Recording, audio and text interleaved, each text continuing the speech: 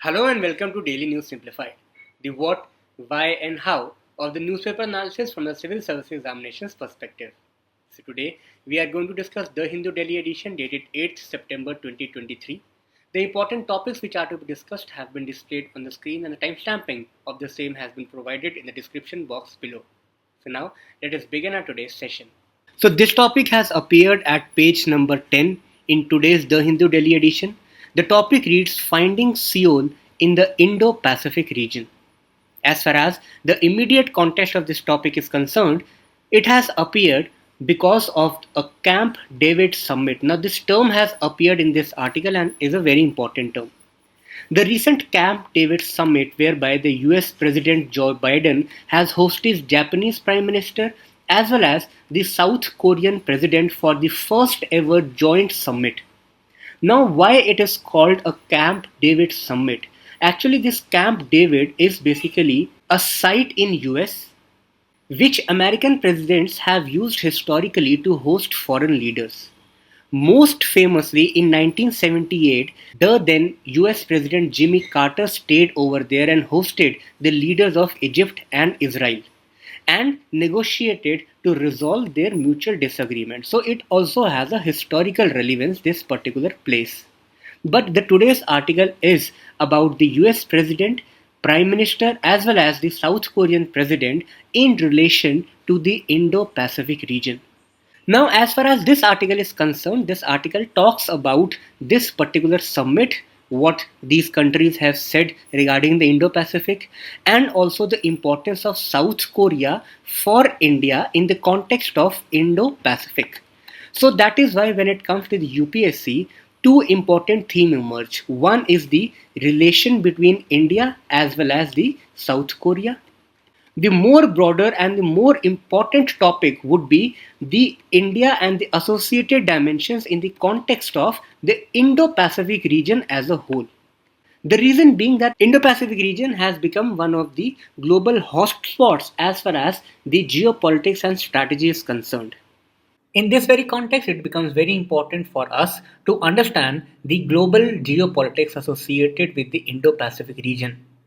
From the UPSC scheme of syllabus perspective, this topic appears in General Studies paper 2 in the main section of International Relations and the subsections of India and its neighborhood relations as well as bilateral, regional and global groupings which affect the Indian interests.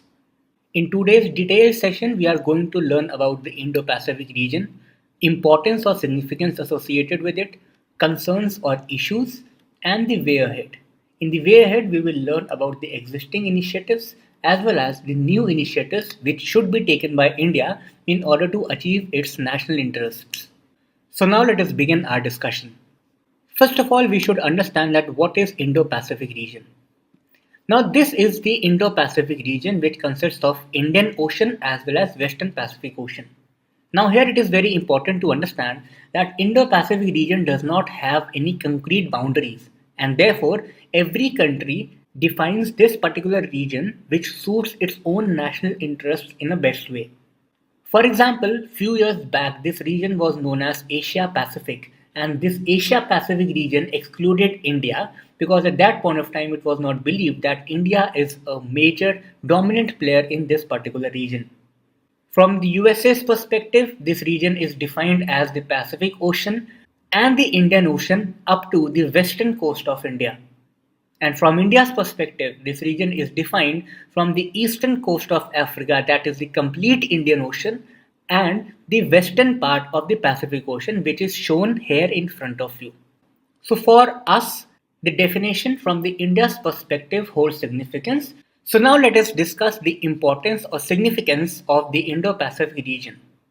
This importance is from the global perspective as well as from the India's perspective. So the first important thing in this regard is the strategic location of this Indo-Pacific region. Because of its strategic location, this region in nowadays has become very significant for the global geopolitical analysis. First of all, you need to understand the location of Indo-Pacific region is such that it is bordered by some of the fastest growing countries across the world. It has China, it has India, it has Asian economies as well as the African region. Then comes the trade part. Now, Indo-Pacific region is one of the most dominant region as far as the oil trade is concerned. The flow of goods, services, as well as people across this region is so immense that it holds a very high economic significance because of its location in the global geopolitics. In this very line comes the second important dimension, that is the economic significance. The market potential of this region is very huge because we know that if it is having countries like India, China, as well as Asian and African countries, which has the highest population base across the world. So you can very well understand the market potential of this very region. This region has a very high demand of various goods and services, and that is why any country which aims to become a superpower in near future cannot ignore this region. This region is bordered by tiger economies, that is the countries of Southeast Asia, and they are one of the fastest growing economies as far as the manufacturing industries and service industries are concerned. Further, in India, China, as well as Africa, we have huge manufacturing bases. And in this very line, we also have a huge resource base. The resources can be in a form of like natural resources like iron, copper, lithium, coal, etc. Or there are other type of resources also. For example, the fisheries or agriculture. So because of these very reasons, the economic potential of this region is also very huge. The third dimension comes from the geopolitical angle. Now, in this very region, we know that rising China is very significant. In recent decades, the rise of China has been witnessed by all world, whether it is in terms of economy or it is in terms of diplomacy or it is in terms of military. The rising China has changed the global geopolitics in such a manner that the global attention has shifted towards this particular Indo-Pacific region. Further, this region also encompasses the major groupings of the world. For example, here we have BIMSTEC, RCEP, the recently formed Quad and AUKUS, SAARC, IORA, etc. And the third and the latest point in this perspective is the Russian Ukraine conflict. Now, there is a reason for it. If you closely understand the global geopolitics and especially the Eurasian geopolitics, you will understand that because of the Russian Ukraine conflict, the Russia's attention is completely shifted towards the Ukraine. In this very line, the Western countries like Europe as well as USA, their attention has also shifted towards this particular conflict and their focus towards Indo-Pacific has reduced. In the backdrop of this change attention scenario, the China is not facing any hindrance from these superpowers in this Indo-Pacific region, and that is why China in recent times has become fairly aggressive in this region. And because of this very conflict, this Indo-Pacific region is facing a higher dominance of China. Then comes the fourth dimension, that is the security aspect. Now, the Indian Ocean is very much known for maritime piracy. For example, near the areas of Suez Canal, we have Somali pirates. Then there is a lot of human trafficking, drugs peddling, as well as arms smuggling. Therefore, it is said that Indian Ocean is becoming the backyard of the organized crime. Next comes the fifth dimension, that is the cultural angle. Now, the historical ties of all the countries which border this particular Indo-Pacific region is very important. We have Islamic ties, we have Buddhist ties, as well as Hinduism ties. For example, the Islam which spreaded from the West Asian region which borders the Indian Ocean spreaded in India also. Similarly, Buddhism and Hinduism spreaded from India towards other parts of the world. For example, the Buddhism spread from India in countries like Sri Lanka, China, as well as Southeast Asian countries. Similarly, Hinduism also spreaded in countries like Indonesia, Mauritius, etc. So, because we are tied with a common historical lineage, that is why there is a huge importance of cultural linkages among the population which border this particular region. And the last aspect comes from the ecological perspective. Now, because the Indo-Pacific region which we are talking about lies mainly in the tropical areas, and tropical areas are known to have a very rich biodiversity on one hand, but on the other hand, this particular region is also known for the high level of threat indicators which the biodiversity faces. Further, this region is also known for disasters like tsunami, floods, droughts, cyclones, etc. And next important angle is the monsoon. Now, South Asian region is known for the monsoonal climate, and the monsoonal climate has its origin in this particular region. The atmospheric as well as the oceanic interactions generate the monsoonal climate of this region. And if we have to understand the economy of South Asian region, we must understand the monsoonal patterns. Because of all these angles, the Indo-Pacific region in today's time holds a very huge importance and significance.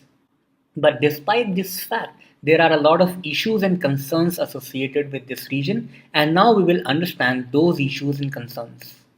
Now, first and the foremost issue which this region faces is the rise of China, the dominant China.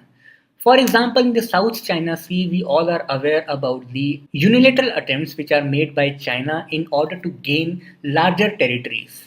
Similarly, the Chinese aggression on the line of actual control along the borders with India has also aggressively grown. The China's relation with the other countries, let's say Vietnam, is also not in very good terms. So that is why the dominant rise of China has created a instability in this particular region. And in order to counter China, this instability has further increased because of the entry of big players like USA. The second important concern is the India's economic and military strength is not at par with China.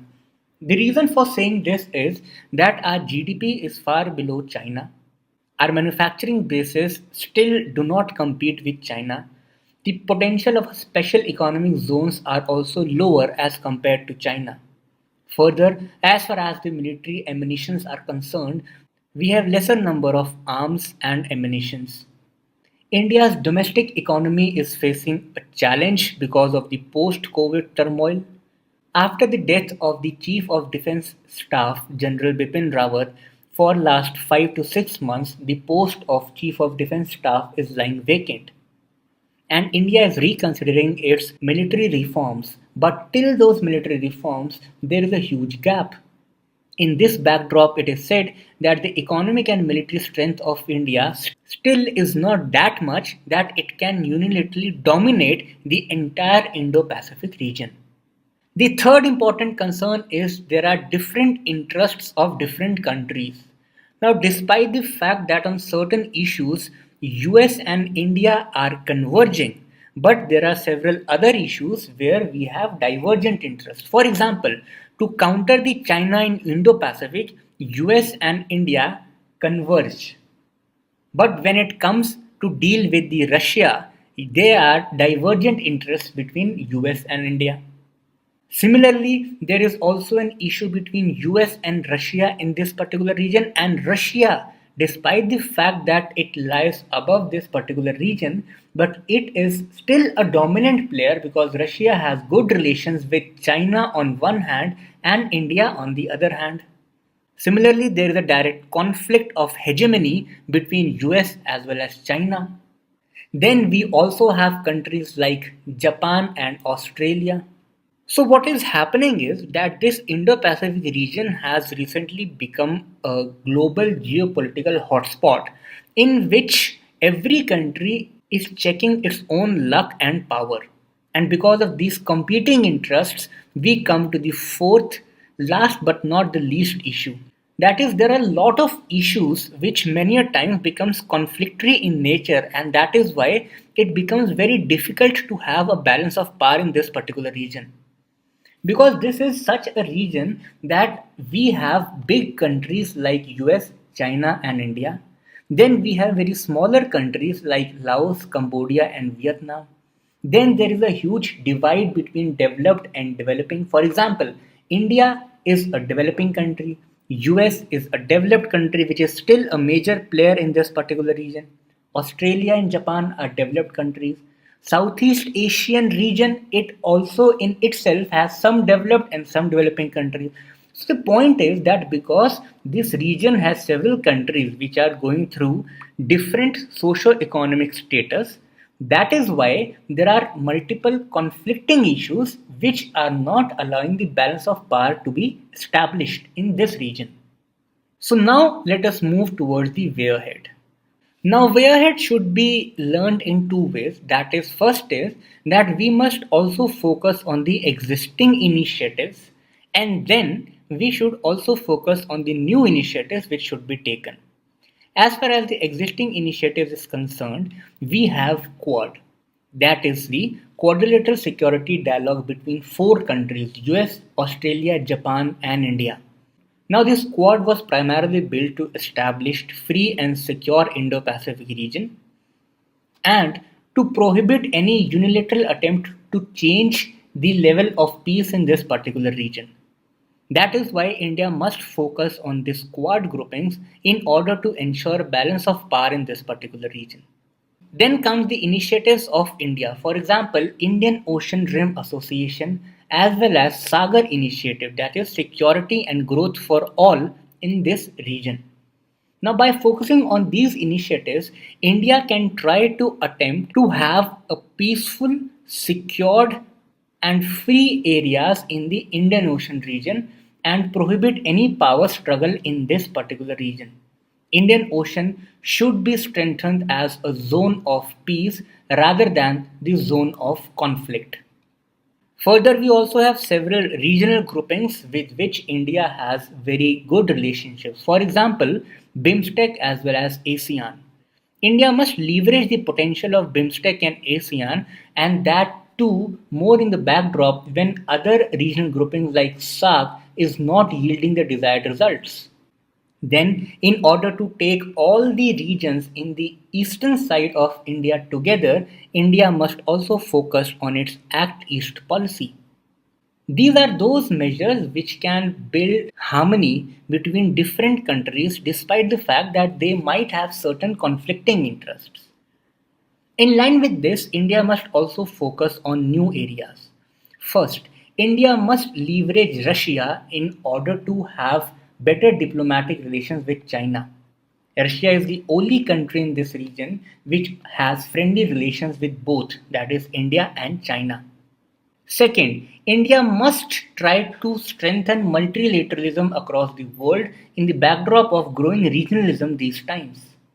Because if the organizations like United Nations are strengthened, it is believed that the rule-based global order can be established and strengthened. And next becomes the India's focus towards its maritime capabilities. The maritime domain awareness must be strengthened in order to build the naval capabilities.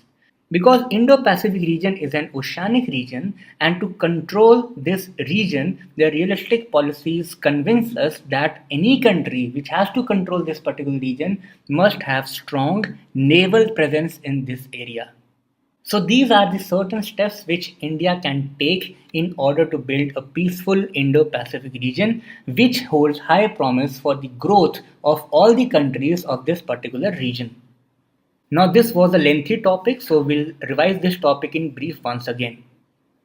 First, we looked at the importance and significance of the Indo-Pacific region in terms of its location, economic potential, geopolitical potential, security aspect, cultural ties among the population, as well as the ecological significance of this particular region. Under this discussion, we looked at how multidimensionally this particular region is important, and therefore recently there has been a geopolitical shift towards this particular region. In line with this, we then discussed certain concerns and issues associated with this region.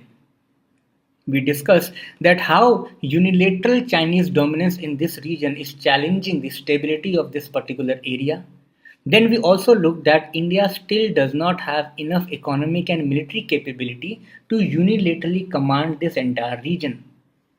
And in the last, we also discuss the multiple different and conflictory issues with which different countries like Japan, Australia, India, US, and China have in this particular region.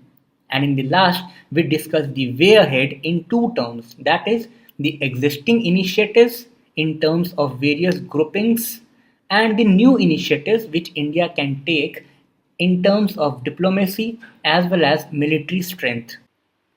This topic has appeared at text and the context page. And the topic states what is the heat index and why is it important to measure. The immediate context of this topic is the recorded high temperatures in the coastal Iran. And you will be surprised to know that the temperature rose to around 70 degrees Celsius in the coastal Iranian cities. 70 degrees Celsius. And this is not an exceptional phenomena. Even in other areas, for example, Persian Gulf, the temperatures have been recorded at around 67 degrees Celsius. So the point is that such an exceptional rise in the temperatures are promoting the global heat waves, and the human lives are the ones who suffer. As far as the UPSC scheme of syllabus is concerned, this topic finds its relevance in General Studies Mains Paper 3 when it comes to the section of disasters as well as their management. So under this topic, we are going to learn two things. One, the concept of heat index as well as the broader concept of the heat wave, that how they are generated, what are their impacts, how we can manage the severe impacts or the negative implications of the heat waves on the human bodies. Right. So first of all, let us see that what is heat index. So as far as the concept is concerned, this heat index is measured mathematically and involves very complex calculations. And therefore, the calculation or the mathematical part of this heat index is not very important for the UPSC perspective, right? But what is more important is that what is heat index and why is it so important? What does it actually measure, right? So for this, first we should know that what is the humidity. So in a very layman language, humidity is basically the presence of water vapor in the atmosphere. So basically this heat index is nothing but the apparent temperature. Now what is apparent temperature? This we will understand. So let us imagine that there are two scenarios during summers. So in the scenario 1, you are under a very hot wind, but that hot wind is also dry in nature.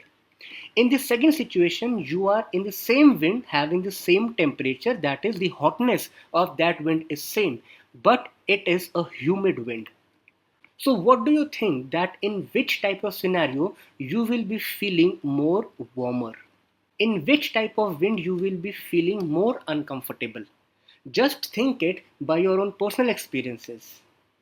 During the hot and humid wind, we feel more uncomfortable, right? So despite the fact that the temperature of these two winds was same, still the impact of the hot and humid wind is more uncomfortable on the humans.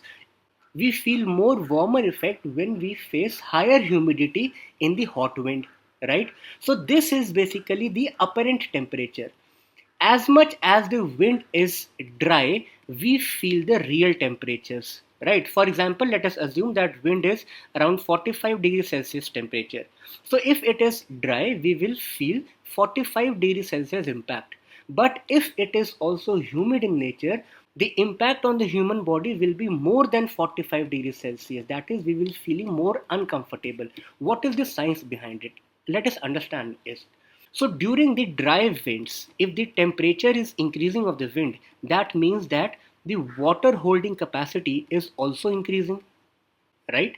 If the water holding capacity is increasing and if the wind around you is dry and if you are sweating, so your sweat will be easily absorbed by this dry wind, right? And hence you will be feeling relative cooling effect on your body. On the other hand, when you are in the humid wind, that wind is already saturated by water vapor and hence despite having higher temperature, it does not have further capacity to store the excess water, and therefore there will be no sweating from your human body and hence you will not sweat. Even somehow if you are sweating, it will not be absorbed by this wind because it is already having the water. So if your sweat is not being absorbed by this wind, that means there will be no cooling effect during this humid hot winds, right? So this heat index basically measures the relative humidity, and on the basis of this relative humidity the apparent temperature is measured, and that is why higher the heat index, more are the chances of worsening the conditions of human life, right? So this is the concept of heat index. Now we shall move towards the concept of the heat waves in India. So first is the criteria for heat waves. Now I will not be discussing this in very detail because this is very factual and has been discussed in DNS a lot of times. The only thing is that if you have to understand the heat waves, by the name you can understand that the temperature in a particular area will be relatively higher compared to the normal or the average value. So this average value will be different. For example, it will be different for plains, it will be different for hills, it will be different for coasts. And that is why a uniform temperature degree will not be applicable for all the types of physiography to declare that particular region as experiencing a heat wave. It will be area-wise area basis. And that is why IMD says that it is 40 degrees Celsius or more for plains, 37 for coastal stations, 30 degrees Celsius for hilly regions. Then there are two different factors based on the departure from the normal or based on the actual maximum temperature. For example, when it comes to the actual maximum temperature, the heat wave will be considered when the actual maximum temperature is 45 degrees Celsius. Severe heat wave will be 47 degrees Celsius. So all these are the factual details, just go through them. We shall now move towards the concept of heat waves, that how these heat waves are developed. So there will be few important concepts while understanding the heat waves. The first concept will be the relation between temperature as well as pressure. Now generally the temperature is inversely proportional to the pressure. That is, when the temperature will increase, the pressure will decrease. And that is why when we talk about, let's say, equatorial regions where there is higher insolation and there is higher temperature, because the air gets warmed and it moves upward, making this particular region as a low pressure area. The reason being that hot air is lighter and therefore it rises up. The second important concept to deal with the adiabatic changes. Now what are adiabatic changes? Let's say the air parcel is moving up. So when it will move up, it will experiencing a lower pressure by the atmosphere, correct? Because the atmospheric pressure will be highest on the surface of the earth, because here it is having the largest thickness. As the air particle will move up, this thickness will relatively reduce and therefore the pressure will also get reduced, and hence this air particle will try to expand its volume. So as the air particle will rise up, it will expand its volume and therefore it will cool down. On the contrary, whenever any air parcel is coming down, it will be reducing, it will be shrinking its volume. As you can see here at the top level, it is having a higher volume. As it moves down, it will be having a lower volume. Reason is same, because as soon as it reaches the earth's surface, the pressure is acting on the air parcel by the atmosphere and it is continuously compressing that air particle, and therefore it is reducing its volume. So as the air particle will come down, it will heat up. The reason being that molecules in the lower volume will hit each other, will produce friction and will generate heat.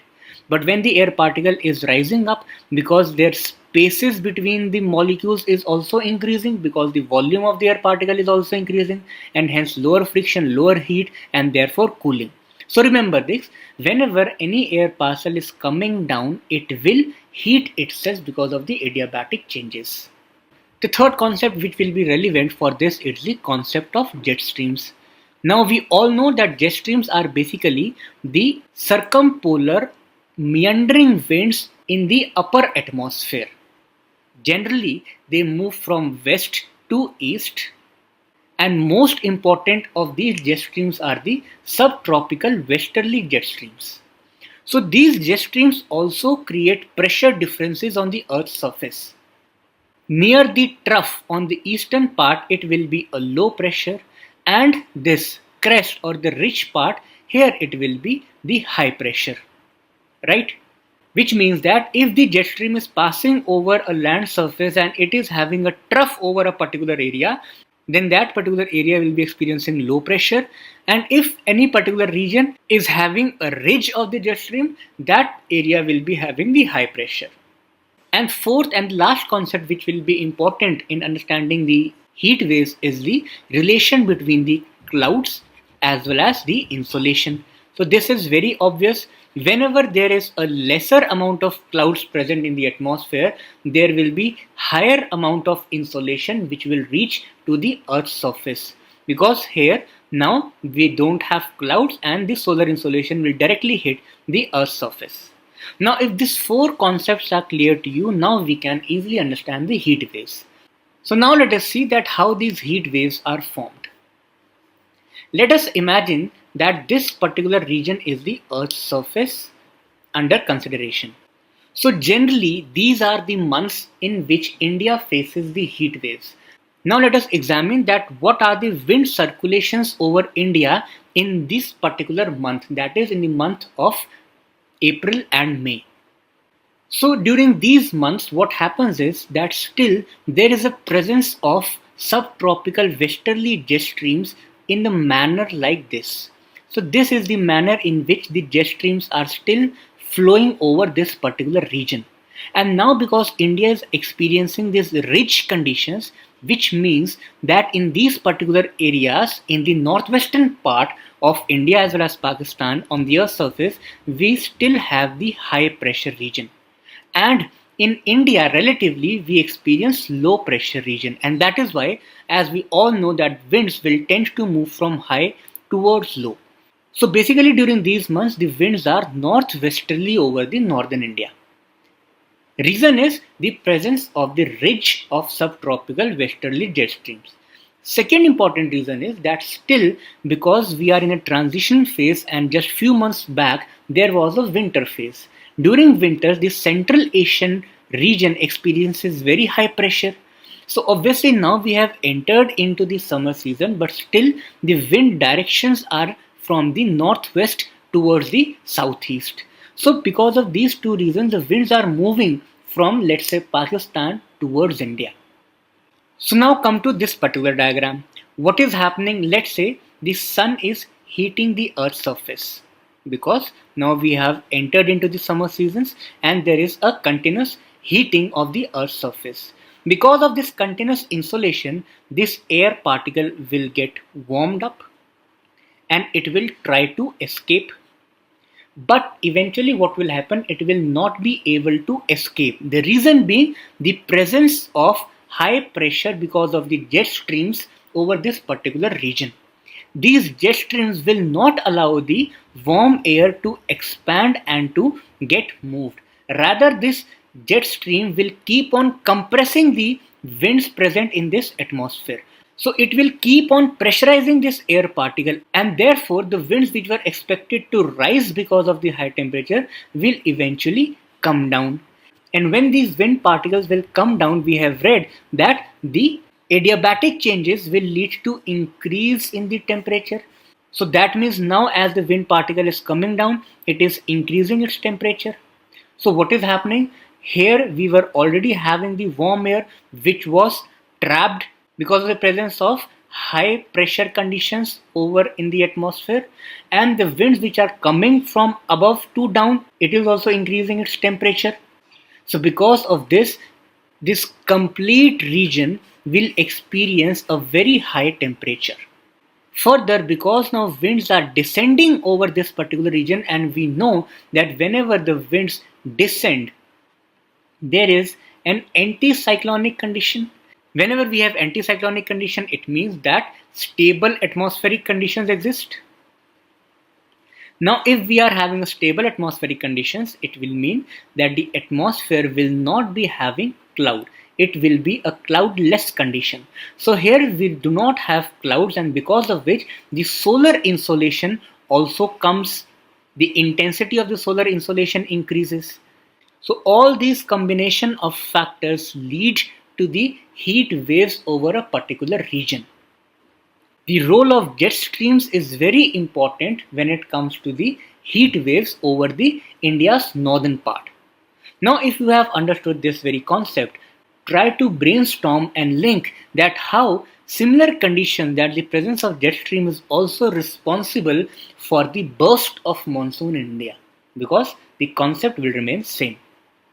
In this line, now let us look at what are the color-coded warning systems given by IMD in regard to the heat waves. So there are particularly three color codes given by IMD. One is the green color, second is yellow, and third is orange. The green color says that it is a normal day, there is no presence of heat waves, and that is why maximum temperatures are near the normal. So no cautionary action is required. When it comes to the yellow alert, that is be updated. Heat alert is transmitted by the IMD, and it says that there are heat wave conditions at isolated pockets persist on 2 days.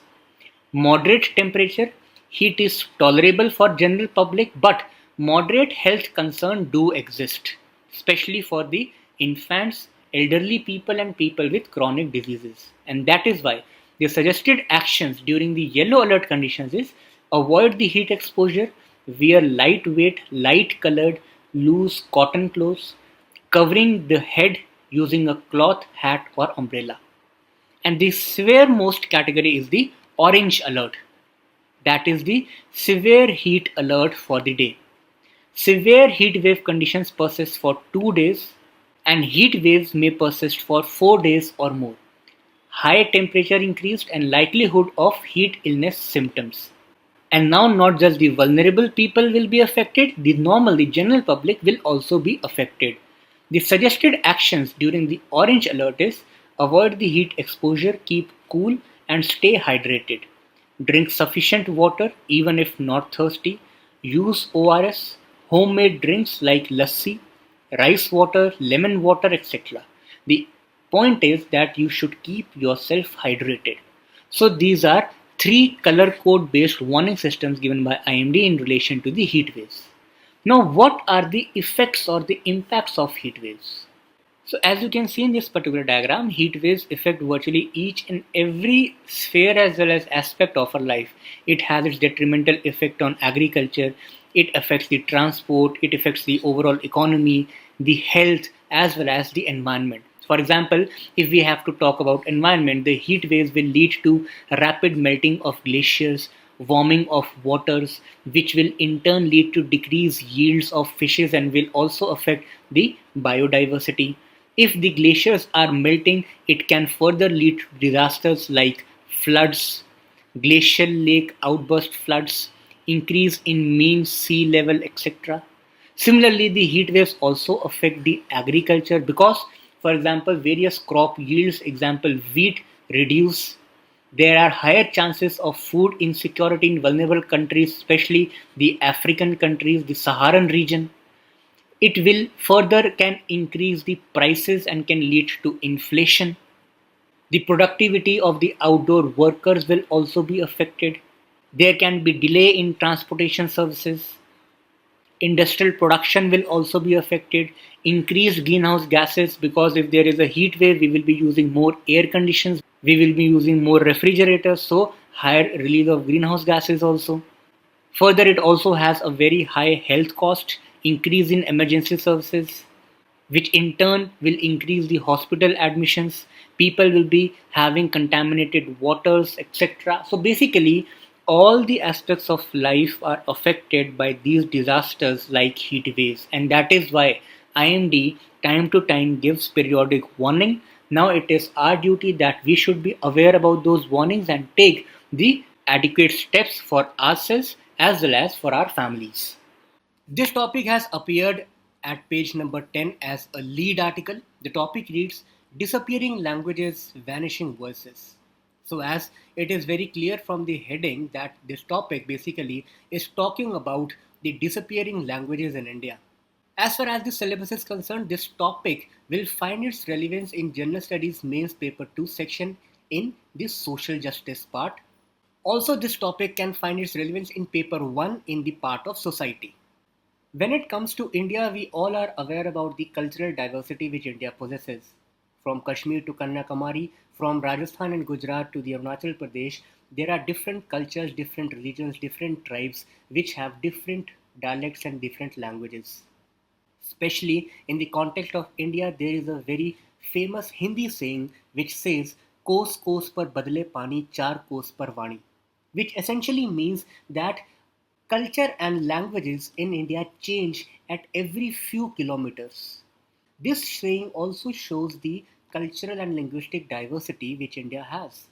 But nowadays, because of the changes in the lifestyles, because of the work culture and our education system, various regional dialects as well as languages are disappearing. So, in this context, we shall understand that what are various threats to the linguistic diversity in India. After this, we will come to the advantages of preserving linguistic diversity also. So, there was a very famous report, People's Linguistic Survey of India, which said that in 50 years, more than half of India's languages will die. Around 190 languages are in various stages of endangerment in our country also.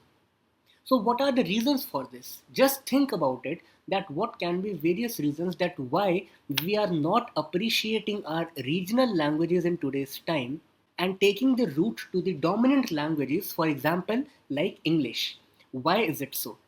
So let us discuss few of those reasons. The first reason is the globalization, the role of globalization on the linguistic diversity. We all are aware about the fact that the transnational or multinational corporations require English as their common official language. So that is why people tend to go for learning English and they leave behind their original mother languages, the regional languages. Similarly, the changing family structure nowadays, most of the people are living in the nuclear family. They come to the urban areas and live in nuclear family, and many a times it happens that children are living away from parents who might be living away from their parents, that is, grandparents. So, you will also observe that presently we are in a time period whereby our grandparents mostly speak up the regional languages. Their effect on our parents has relatively reduced, that our parents also know the regional languages, but because they are also working, so the preferred language which they use is the dominant language of that particular area, and because they themselves are speaking dominant language of that area, same is learnt by children. And if it is a nuclear family, if the contact between the children and the grandparents are very less, then it becomes automatically very difficult to understand the language of the grandparents. Now just imagine about the next generation of these children. They will be completely devoid of the learning of the regional languages. The next reason is interculture or intercaste or interrace marriages. Now, this factor can work in both the ways. They can promote the linguistic diversity also, and they can hamper the linguistic diversity also. So, let us understand how they can hamper the linguistic diversity.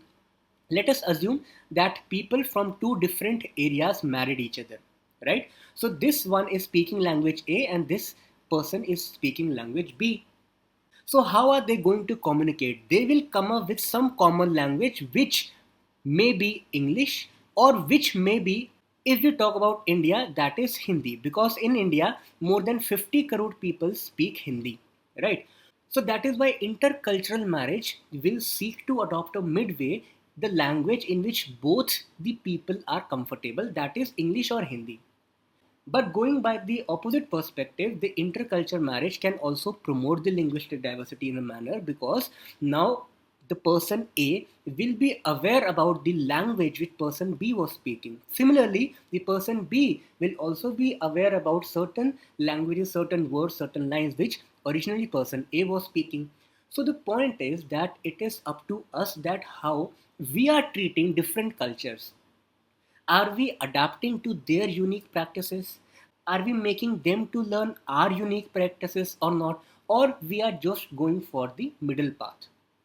Again, here we should understand that we should not oppose any language. It is There is no harm in learning English, there is no harm in learning Hindi, Telugu, Kannada, or any other language. The idea is that we should respect each and every language. There should not be an excessive love for one language and excessive hate for the other one. We should appreciate different languages and different cultures. Coming back to the next factor, that is the migration.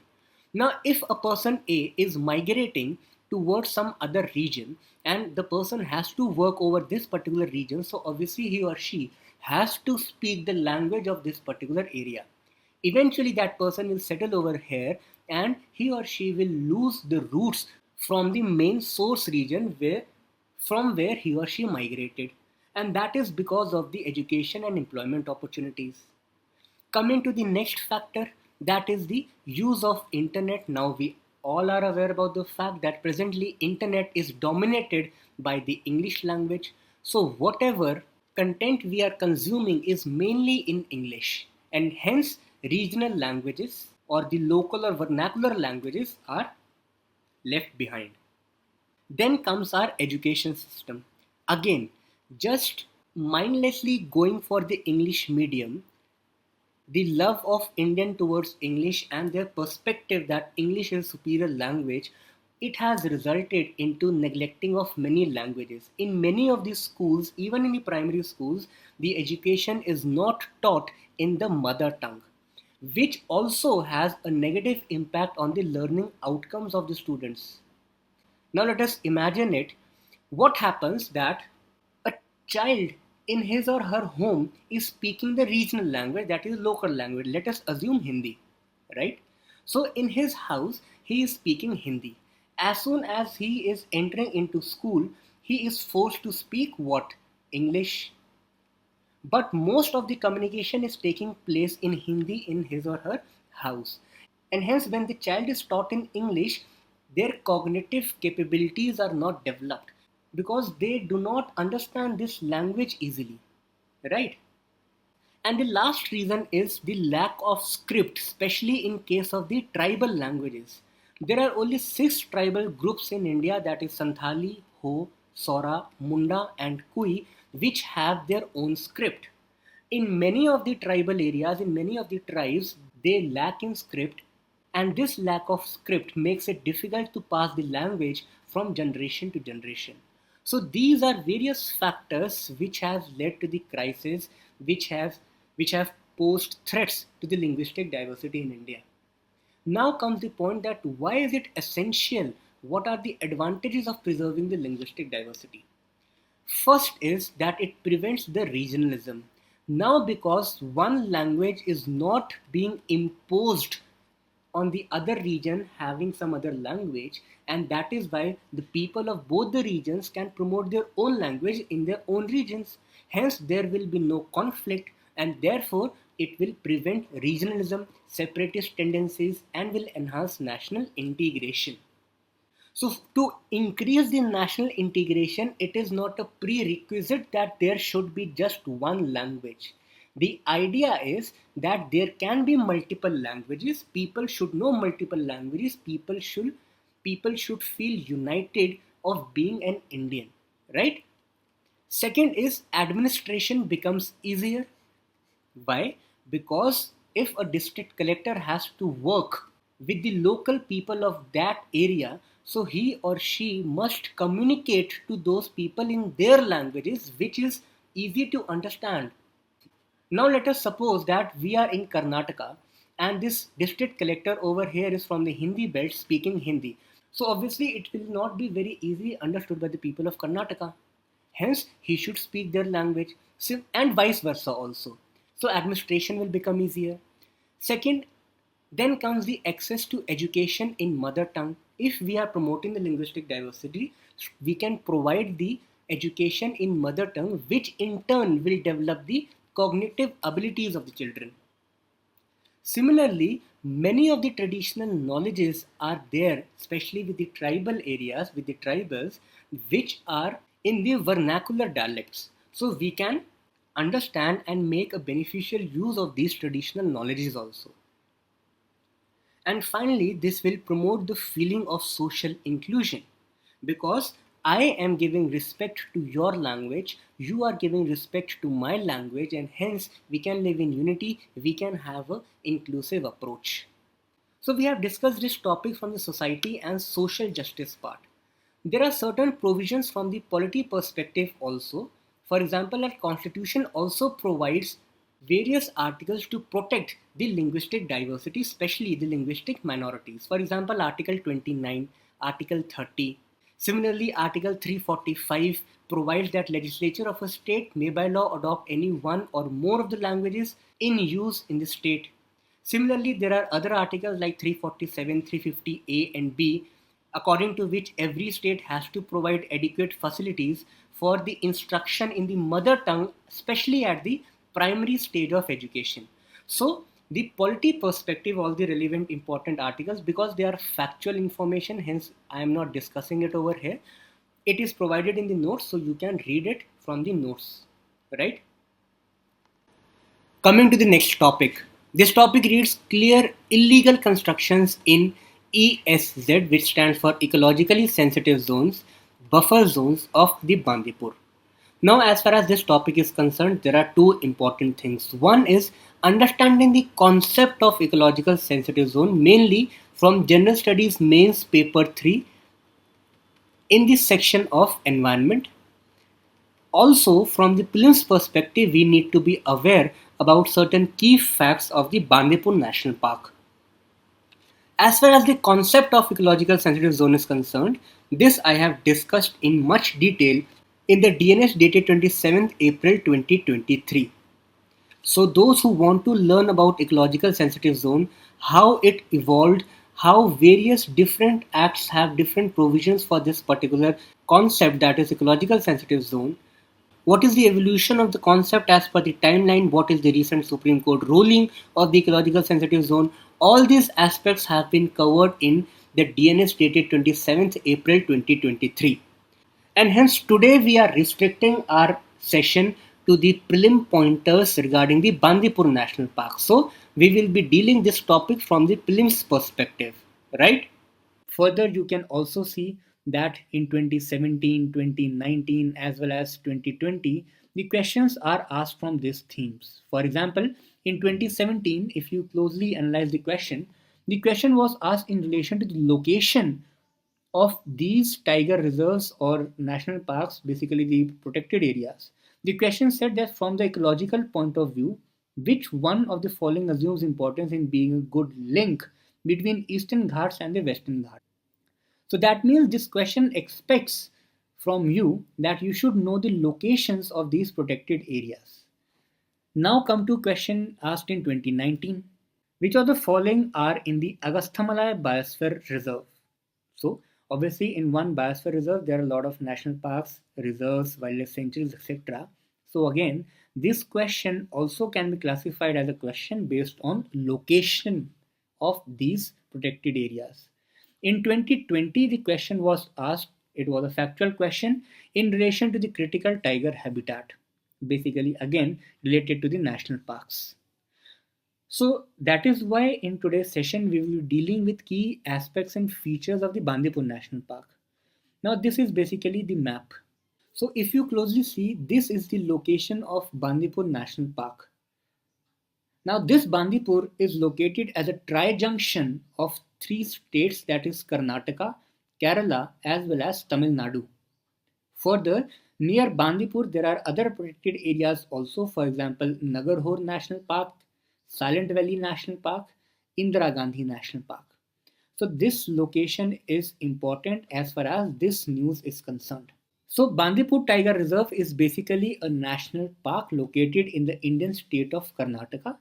We have seen that how is it located at the tri-junction of Karnataka, Tamil Nadu as well as Kerala. It is surrounded by Nagarhole Tiger Reserve, Karnataka in the northwest, Madumalai Tiger Reserve, Tamil Nadu in the south, Wayanad Wildlife Sanctuary, Kerala in southwest. Now, these tiger reserves and wildlife sanctuaries are important because these three plus this Bandipur Tiger Reserve, these four together are a part of Nilgiri Biosphere Reserve since 1986. This Nilgiri Biosphere Reserve is in turn a UNESCO's World Heritage Site and one of the largest biosphere reserves in India. Further, there are three important rivers in the context of Bandipur Tiger Reserve also. Kabini River lies in the north, Moyar River lies in the south, and Nugu River flows through the park. So let's say this is the park, this is Nugu, this is Kabini, and this is Moyar. The highest point in the park is on a hill called Himavad Gopal Swami Beta. So coming to the physiography, this park is basically located where the Deccan Plateau meets the Western Ghats. And therefore, this park has a variety of biomes including dry deciduous forests, moist deciduous forests, as well as shrublands. As far as flora and fauna are concerned, it has a huge variety of teak, rosewood, sandalwood, Indian laurel, giant clumping bamboo, etc. Further, it also houses leopards, Indian elephants, gores, cheetahs, sambar, barking deer, sloth bear, and a lot of many more birds and reptile species.